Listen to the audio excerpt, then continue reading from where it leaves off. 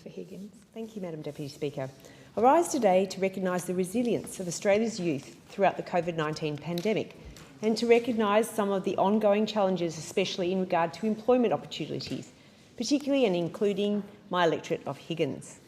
I'd also like to highlight how the government, through a plethora of policies, directly and indirectly, are benefiting young Australians and ensuring that the youth of Australia have every possibility to succeed in a post-pandemic Australia.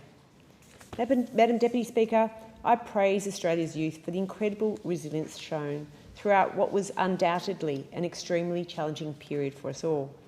From having to do homeschooling and being separated from their school peers, to doing VC exams under a very difficult year for Year 12 students, to missing out on celebrating milestones such as 18th and 21st birthdays, going to schoolies, school formals, or even just everyday social interactions. It hasn't been easy for the children and youth of Australia. I know firsthand that it was tough for my electorate of Higgins. We have a disproportionately youthful electorate with 31,644 constituents aged under 34, almost 30% of my entire electorate.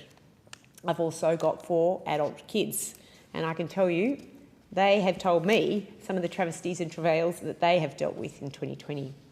However, I draw inspiration from the sense of community demonstrated by my electorate throughout the COVID-19 pandemic.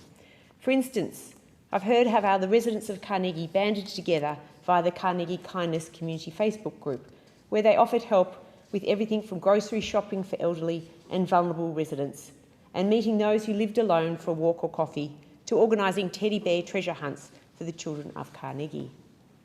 I'd also like to acknowledge John Mainland, who is a constituent in Higgins, who, together with a bunch of other like-minded young university students, sent flyers out to the local people in Higgins saying if there's anything we can do to help, particularly for those who are older in the early stages of the pandemic, with your shopping or with helping out picking up medication, we're here to help.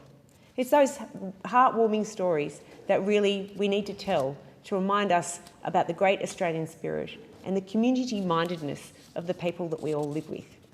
Similarly, I endlessly admire the leadership of 8-year-old Higgins constituent Grace Halifax, who championed and conducted a virtual coding class to teach other Higgins students this valuable skill. Grace came to me in the middle of lockdown and said, I really want to start an ABC for Coding Club for kids aged 8, 9 and 10. She provided a 6-week course online called ABC for Coding, co-supervised with her mum, who is a data engineer. More than 200 kids signed up for this Zoom class. It was amazing to see, and they did it every week for 6 weeks. We even got the Minister for Education at the time, Dan Tehan, to join this wonderful group of people. But she used what was a difficult period of lockdown to connect kids, and they enthusiastically supported her leadership on this point. Madam Deputy Speaker, we know that since the beginning of the COVID-19 pandemic, young Australians lost their jobs at a greater level than other age groups. Young Australians are overrepresented in industries that were and continue to be heavily affected by COVID-19 restrictions, such as hospitality and the arts. In February 2021, unfortunately, the youth unemployment rate stands at 12.9%. That's more than double the 5.8% recorded for all persons. As Professor Jeff Borland told the Senate Economics Committee, failing to target support to these young people now will not just hurt them in the short term, but harm Australia's long-term labour force productivity. This is about our future. This is about the youth of Australia stepping up to finding gainful employment. And that is why the government is taking action to support businesses to create employment opportunities targeted at young Australians. Madam Deputy Speaker, the Coalition Government has a strong record of supporting young people to participate in the labour market and build their economic security. We know that the youth of Australia want to contribute, not only to shape their own futures and realise their goals, but also to give back to society. From speaking to my youthful constituents in Higgins, I know that making a positive social impact is a fundamental career objective for many young Australians. To allow them to do so, we must ensure the opportunities are there for them. Our government is committed to helping these young people move into work or appropriate training, including through the JobMaker hiring credit. This JobMaker hiring credit is available to employers for each new job they create over the next 12 months for which they hire an eligible young person.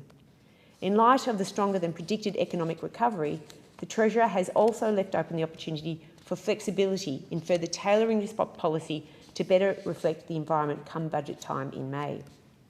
The $4 billion investment in the JobMaker hiring credit is in addition to the $1 billion Job Trainer Fund, which is jointly funded with the states and territories.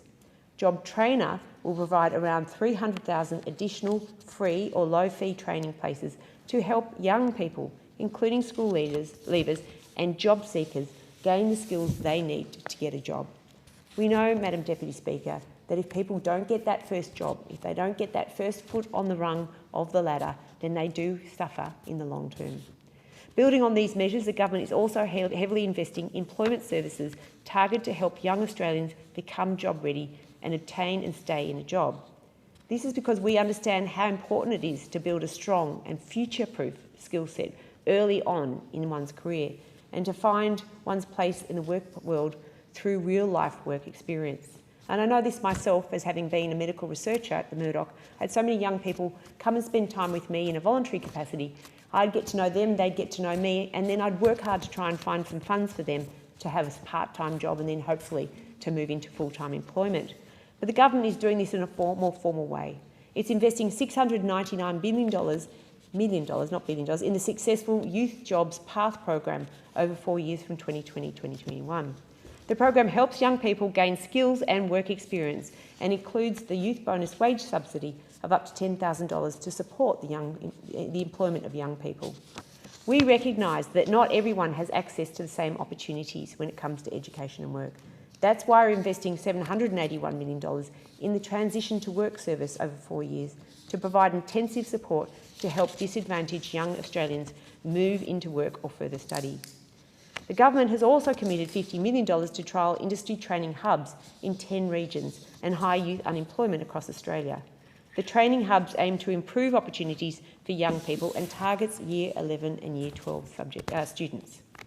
Madam Deputy Speaker, for a long time now we've heard that our youth want flexible employment options. They understand that jobs of the future are going to have flexible and portable job skills, and that includes other areas of education and training outside higher education.